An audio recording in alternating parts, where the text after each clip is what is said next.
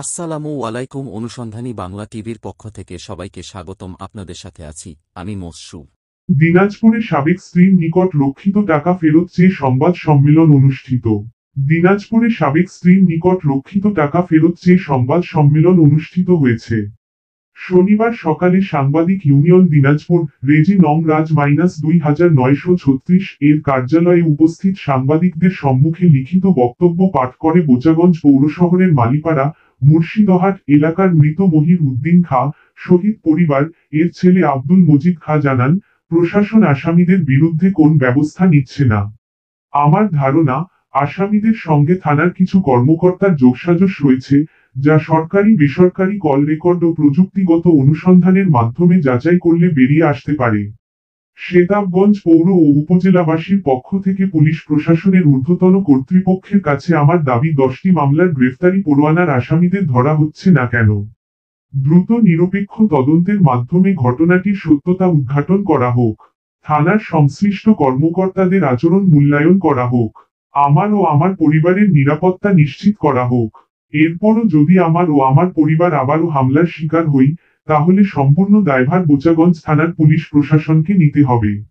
অনিয়ম, দুর্নীতি ও সুস্পষ্ট পক্ষপাতের অভিযোগ উঠায় আমি এই বিষয়ে দিনাজপুর আমলি আদালতে 2টি মামলা দায়ের করি, যার 5 জন আসামির বিরুদ্ধে সিআর মামলা নং 901-24 এবং 3 জন আসামির বিরুদ্ধে সিআর মামলা নং 243-24 রয়েছে।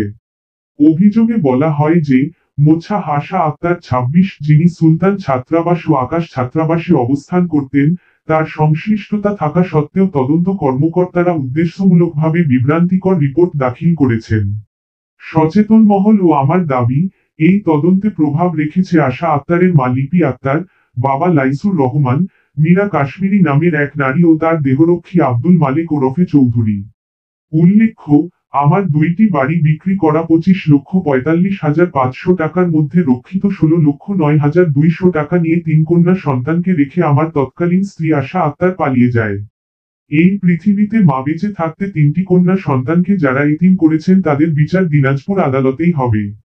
আদালতে বেশ কয়েকটি মামলা চলমান, যার মধ্যে বোচাগঞ্জ থানার মামলা নং 4-23, দিনাজপুর কোর্ট বিচার ফাইল নং 129-23, 3 জনের বিরুদ্ধে গ্রেফতারি পরোয়ানা জারি, সিআর মামলা নং 901-24, 2 জন জামিনে ও 3 জন ওয়ারেন্ট পরোয়ানা জারি, সিআর মামলা নং 254-24, 2 জনের ওয়ারেন্ট পরোয়ানা জারি, দিনাজপুর নির্বাহী কোর্ট মামলা নং এমআর 1-25, 9 জনের বিরুদ্ধে গ্রেফতারি পরোয়ানা জারি, সিআর মামলা নং 243-24, 3 জনের বিরুদ্ধে সমন জারি, 8 জনের বিরুদ্ধে সিআর মামলা নং 2147-25, বোচাগঞ্জ থানায় তদন্তাধীন, সিআর মামলা নং 151-24, সিআর মামলা নং 184-24, সিআর মামলা নং 396-24, নির্বাহী কোর্ট 10, সিআর মামলা নং 69-25।